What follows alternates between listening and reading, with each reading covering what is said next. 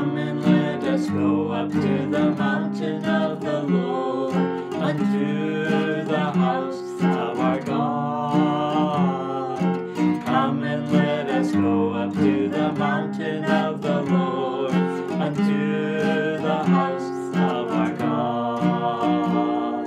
And He will teach us of His ways, and we will walk in His paths. For the law shall go forth from Zion, and the word of the Lord from Jerusalem.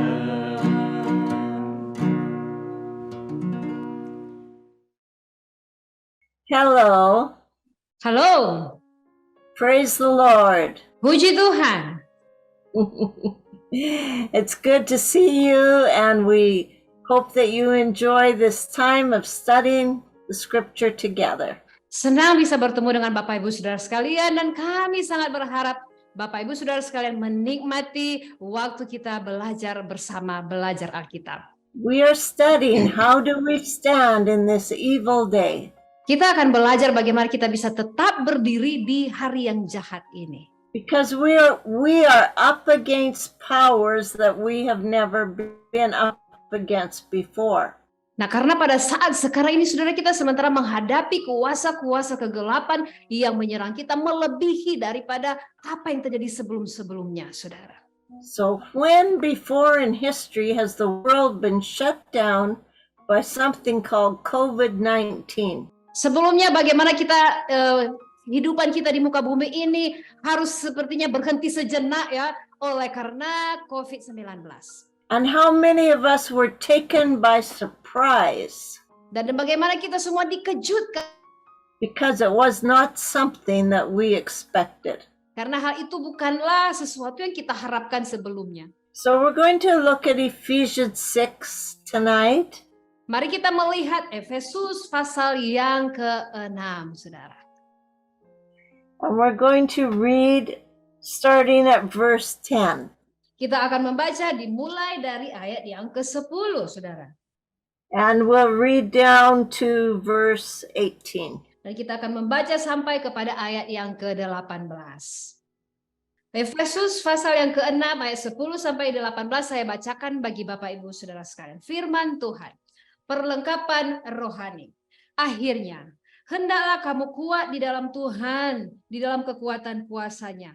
Kenakanlah seluruh perlengkapan senjata Allah supaya kamu dapat bertahan melawan tipu muslihat iblis. Karena perjuangan kita bukanlah melawan darah dan daging, tetapi melawan pemerintah-pemerintah, melawan penguasa-penguasa, melawan penghulu-penghulu dunia yang gelap ini, melawan roh-roh jahat di udara.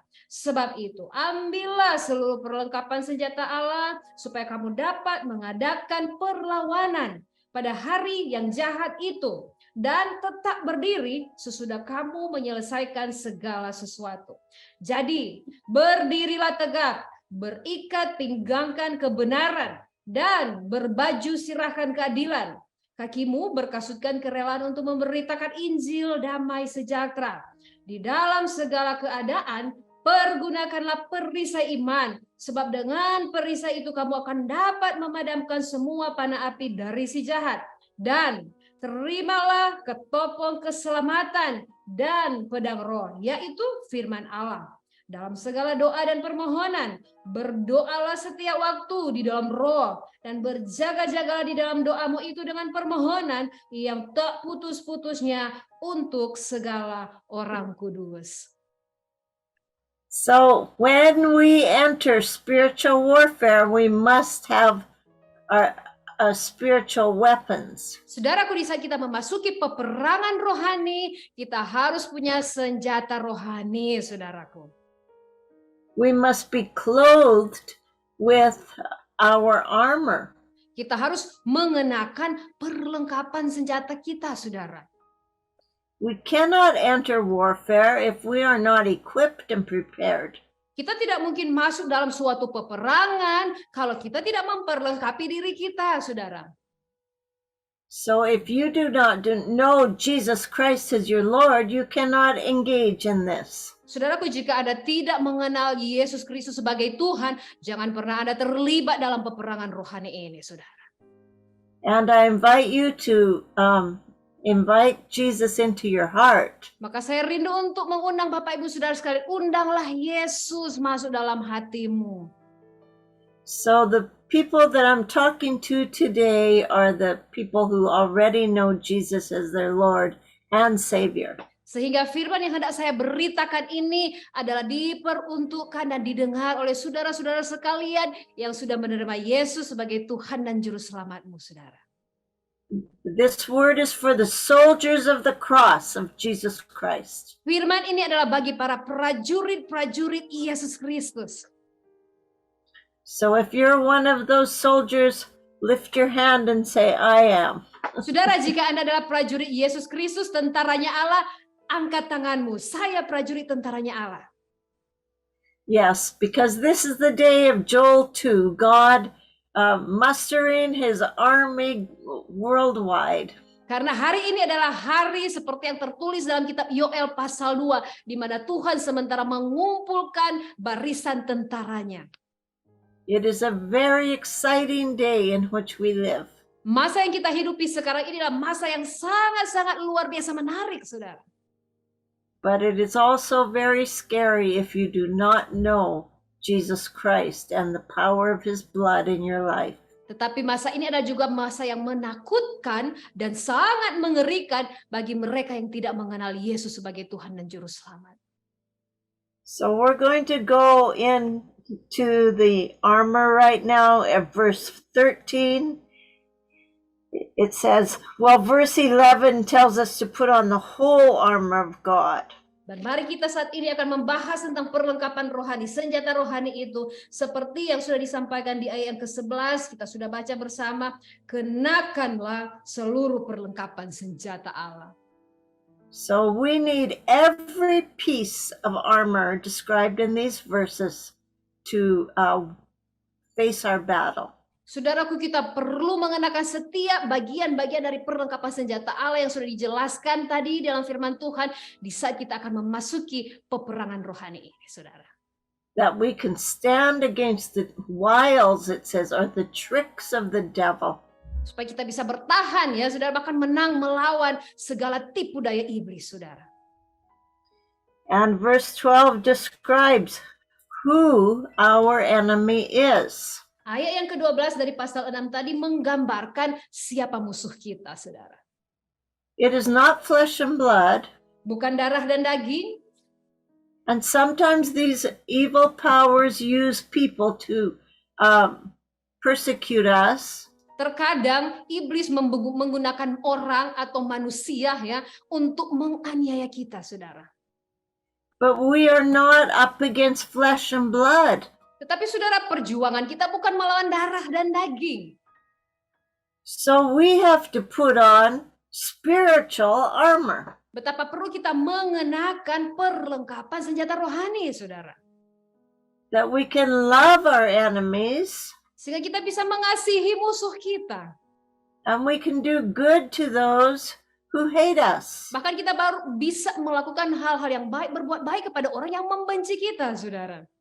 And we can reach them through the darkness with God's love. Bahkan kita boleh menjangkau mereka, memenangkan mereka terbebas dari kegelapan dunia ini, saudara. So our first piece of armor, I'm just going to go through verse 13. Kita akan melihat ayat yang ke-13 sebelum kita masuk membahas setiap bagian-bagian perlengkapan senjata rohani ini, saudara. Just read 13 once more, please. Sekali lagi saya bacakan bagi Bapak Ibu Saudara sekalian, Efesus 6 ayat 13. Sebab itu, ambillah seluruh perlengkapan senjata Allah, supaya kamu dapat mengadakan perlawanan pada hari yang jahat itu dan tetap berdiri, sesudah kamu menyelesaikan segala sesuatu. So that statement, withstand in the evil day, is powerful. Kata mengadakan perlawanan atau dalam bahasa Inggrisnya bertahan pada hari yang jahat itu adalah satu kalimat yang luar biasa, saudara. The word withstand in the Greek is antistemi. Kata mengadakan perlawanan atau bertahan di dalam bahasa Yunaninya, kata itu disebut antihistemi, saudara. And anti means against. Kata anti itu artinya melawan ya atau menentang, bertolak belakang. And histemi means to cause to stand. Dan kata histemi itu artinya menyebabkan tetap berdiri. So this verb suggests that vigorously opposing, bravely resisting. Jadi kata kerja antihistemi ini mempunyai pengertian tentang sesuatu yang dilakukan dengan penuh semangat dalam menentang atau melawan dengan berani. Standing face to face against an adversary. Bagaimana kita bisa berdiri berhadapan muka dengan muka melawan musuh kita. Standing your ground. Dan bagaimana kita bisa berdiri dengan teguh, saudara. It's compared to an antihistamine that puts a block on a histamine. That's when you have an infection in your body. Kata antihistemi ini dibandingkan dengan kata antihistamin yang berfungsi untuk memblokir atau menghambat histamin jika terjadi infeksi dalam tubuh kita, saudara. So we can stop the attack. Dengan demikian kita bisa menghentikan serangan, saudara. If we have the armor over us. Jika kita punya dan kita mengenakan perlengkapan dalam hidup kita. Now the word stand is mentioned in verse 11, 13, and 14. Nah, di situ ada kata berdiri, tetap berdiri, saudara. Dalam bahasa Inggris kata tetap berdiri atau stand ini disebutkan 3 kali ya. Dalam ayat yang ke-11, ayat 13, dan ayat yang ke-14. So that is very important. Sometimes we think we have to do something, but here we are instructed that we must stand. Dan kata ini sangat penting, saudara, karena terkadang kita ingin melakukan segala sesuatu ya, ingin melakukan sesuatu, tetapi ayat ini berkata tetap berdiri. Now the word stand means to support oneself on your feet in an erect position. Nah, kata berdiri ini, saudara perhatikan baik pengertiannya adalah bagaimana kita bisa menopang diri kita sendiri di atas kaki kita sendiri dalam posisi tegak, itu pengertiannya, saudara. To remain stationary. Untuk kita bisa tetap diam. To tolerate without flinching.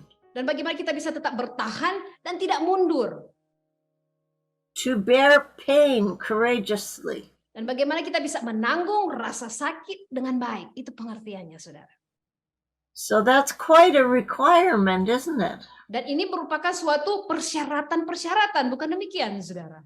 And what is our spiritual armor? Nah, sekarang saudaraku, apakah perlengkapan senjata rohani kita, saudara? There are 9 pieces listed. Ada 9 perlengkapan senjata rohani yang terdaftar dalam firman Tuhan ini. Truth. Yang pertama adalah kebenaran. Righteousness. Keadilan. Gospel of peace. Injil damai sejahtera. Faith. Iman. Salvation. Keselamatan. Word of God. Firman Tuhan. Praying. Doa. Watching. Berjaga-jaga. Taking the whole armor. Mengenakan seluruh perlengkapan senjata Allah. So let us go into it a little bit. We'll start with verse 14. Mari kita bahas bersama-sama. Kita mulai dari ayat yang ke-14. Ayat yang ke-14 dari Efesus pasal yang ke-6. Jadi, berdirilah tegap, berikat pinggangan kebenaran, dan berbaju sirahkan keadilan. Okay. So first of all, remember we're standing. That word is there again. Sekali lagi kita melihat kata berdiri di sini. Yang pertama-tama, berdirilah tegap, saudara. So we are, a soldier is ready for battle when they're on their feet, standing and clothed with the armor. Sebagai prajurit tentaranya Allah, kita siap sedia untuk masuk ke dalam medan pertempuran dan kita mengenakan segenap perlengkapan senjata Allah dan kita berdiri tegap, saudaraku. So our loins or our tummies girded with truth. Maka pinggang kita atau bagian perut kita harus berikat pinggangkan kebenaran, saudara. And you know that our GI tract is a very, very long thing in our body, our stomach. Dan saudaraku, usus kita itu sesungguhnya dia panjang sekali ya di dalam perut kita. And most of our problems in our natural health come from unhealthy GI tracts. Nah, kebanyakan masalah dalam tubuh kita, masalah kesehatan ya, saudara, kebanyakan itu datangnya dari masalah di bagian perut, terutama usus kita, saudara. And likewise, spiritually, Paul is telling us that we've got to fill our loins with truth. Sama juga dalam hal rohani. Rasul Paulus mengingatkan bagaimana kita harus mengikat pinggang kita atau perut kita ini harus diikat dengan kebenaran, saudara. There's just too much lies out there. Ada terlalu banyak kebohongan dan penyesatan di luar sana, saudaraku. And don't listen to them. Saudara, jangan dengar itu semua. Listen to the truth. Dengarkanlah kebenaran. And hide it in your heart. Dan simpan kebenaran itu di dalam hatimu, saudara. Pray it. Doalah, saudara. Sing it. Nyanyikanlah. Speak it. Ucapkanlah. Fill your loins with truth. Penuhilah perutmu atau pinggangmu dengan kebenaran, saudara. God told his prophets to take his word and to eat it. Tuhan Yesus berfirman kepada nabinya untuk mengambil firman itu dan memakannya, saudara. He said it's sweet as honey. Karena Tuhan berkata bahwa firman-Nya itu manis seperti madu rasanya. It will satisfy the deepest parts of your body. Yang sanggup memuaskan bagian terdalam-dalam tubuhmu. Plus, when you have the truth hidden in your heart, girded in your loins, you can speak it out to those around you. Dan di saat Anda punya kebenaran yang tertanam di dalam hatimu, saudara, Anda dapat mengucapkan kebenaran itu. But this takes study and it takes time. Tetapi untuk melakukan hal ini bisa terwujud, semua hal ini harus belajar, saudara. Membutuhkan waktu. And you need to do it every day. Dan saudara perlu melakukannya, mempelajari firman hari lepas hari, saudara. Our second piece of armor is the breastplate of righteousness. Yang kedua dari perlengkapan senjata rohani ini adalah baju sirah keadilan. You know, we have a real enemy called the devil who is accusing us before the Father 24/7. Saudara, kita punya musuh yang nyata, iblis yang menuduh kita, mendakwa kita di hadapan Bapa 1 kali 24 jam. So we need that breastplate of righteousness over us. Maka betapa perlunya kita mengenakan baju sirah keadilan ini, saudara. And that comes from Jesus Christ. Dan itu datangnya dari Yesus Kristus Tuhan sendiri. When we receive him as our Lord and Savior, he covers us with righteousness. Saudara, di saat kita menerima Yesus sebagai Tuhan dan Juru Selamat kita, maka dia menutupi kita dengan kebenaran dan keadilannya, saudara, melindungi kita. For by grace are you saved through faith. Karena anugerah Tuhan dan oleh karena iman kita diselamatkan, saudara. And that not of yourselves, it is a gift of God. Dan segala sesuatunya itu datangnya dari pemberian anugerah Tuhan, saudara. Not of works, Bukan dari hasil pekerjaanmu, saudara. lest any man should boast. Supaya tidak ada seorang pun yang membanggakan diri karena keselamatan hanya anugerah Tuhan. So remember, we're covered with that righteousness because of our faith in Jesus Christ. Ingatlah selalu, saudara, bahwa kita dilindungi dengan keadilan. Kita dilindungi oleh karena keadilan yang dari Tuhan. And that becomes our protection. Dan itulah yang menjadi pelindung kita, saudara. And verse 16 tells us to take the shield of faith. Ayat yang ke-16 berkata bahwa kita harus mengenakan perisai iman, saudara. So when those fiery darts are coming at you, remember to put up that shield in front of you. Sehingga setiap kali ada panah-panah api dari si jahat yang menyerang Anda, ingatlah kita harus mengenakan perisai ini. Yeah, you know what we tend to do as people, we tend to go along with the fiery darts. Apa yang kita lakukan sebagai manusia kalau panah api datang, ya kalau ada panah mengarah kepada kita, kita cenderung lari dari semuanya itu. If we see a catastrophe or something bad happens, we say, oh my, oh dear. Di saat malapetaka terjadi, saudara, atau terjadi sesuatu yang buruk, kita, oh astaga, apa yang terjadi? Kita berkata begitu, saudara. But that's not how God wants us to respond. Tetapi bukan seperti itu respon yang Tuhan inginkan dari kita, saudara. He wants us to get up that shield of faith. Tuhan Yesus rindu supaya kita berdiri, ambillah perisai iman itu. And it stops that terrible thing from entering us. Dengan perisai itu bisa menghentikan segala hal-hal buruk yang berusaha menyerang kita, saudara. So we don't accept those things into our own spirit. Sehingga segala hal-hal yang buruk itu kita tidak akan terima untuk dia bisa mempengaruhi rohani kita, saudara. Even when bad things happen. Bahkan sekalipun terjadi hal yang buruk, saudaraku. Get that shield of faith in front of you. Saudara, ambillah perisai iman itu dan letakkanlah itu di hadapanmu, saudara. Say, I am not receiving this. The faith is quenching these fiery darts. Katakan seperti ini, saya tidak akan menerima segala hal-hal yang buruk. Perisai iman ini sendirilah yang akan menangkal segala hal-hal yang buruk yang hendak mempengaruhi saya. Katakan seperti itu, saudara. I am trusting God to see me through this situation. Saya mempercayakan sepenuhnya kepada Tuhan untuk menolong saya melalui segalanya ini. And I'm not going to stand there and wring my hands and say, oh dear, oh my. Saya tidak akan berdiri dan kemudian menggoyang-goyangkan tangan saya dan oh astaga, saya tidak akan melakukan hal seperti itu. You're going to walk right through that situation that other people aren't going to walk through. Anda akan berjalan melalui segala permasalahan itu di mana orang-orang lain tidak mampu melalui semuanya itu. But if you walk through it with the armor of God on you and conquering the enemy, other people will follow you. Saudaraku, jika Anda sanggup, saudara, melalui segala permasalahan itu dengan mengenakan segenap perlengkapan senjatamu dan Anda memenangkan semuanya itu, maka orang lain akan mencontoh dan meneladani Anda, mengikuti Anda.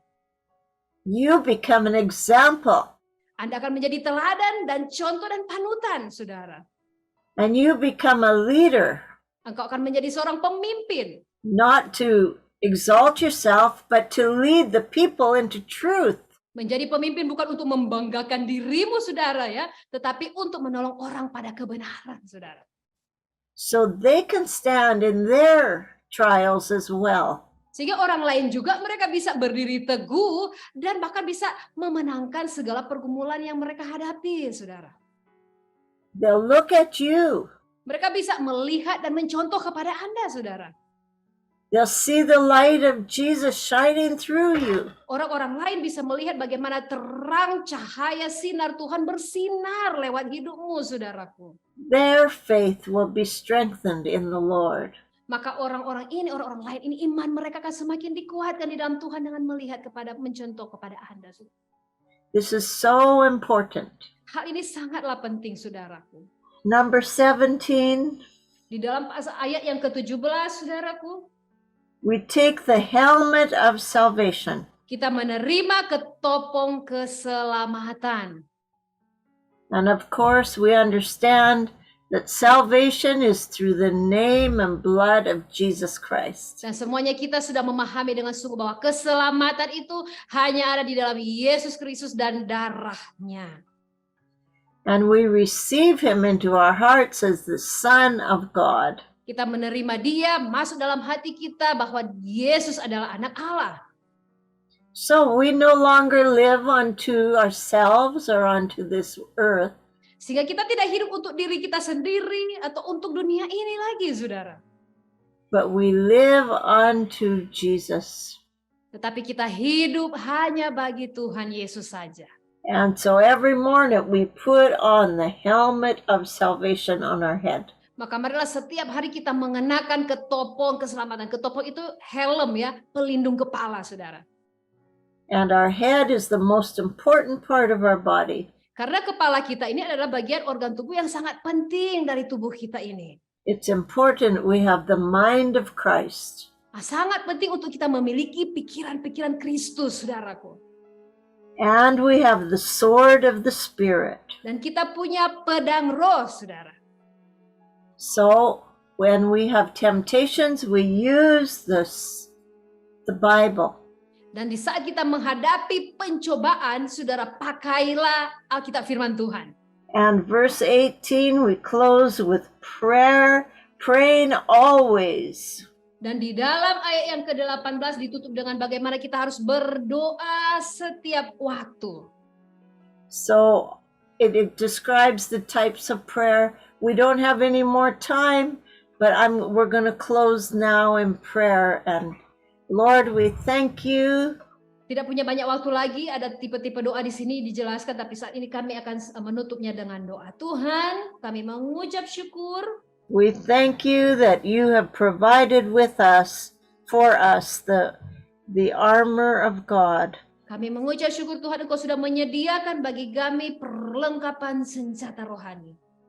And we pray that each listener will put on these pieces of armor. Dan kami berdoa agar supaya setiap kami semua Tuhan yang mendengarkan firman Tuhan ini, agar supaya kami semua mengenakan segenap perlengkapan senjata rohani ini. That they may be able to stand in this evil day. Sehingga kami semua boleh tetap dapat bertahan, tetap berdiri teguh di tengah hari-hari yang jahat ini. And having done all to stand. Dan untuk tetap berdiri setelah menjalankan semuanya, melakukan semuanya. In Jesus' name, Dalam amen. nama Tuhan Yesus, amin, amin. God bless you all. Tuhan Yesus memberkati Bapak Ibu Saudara sekalian. Come and let us go up to the mountain of the Lord, unto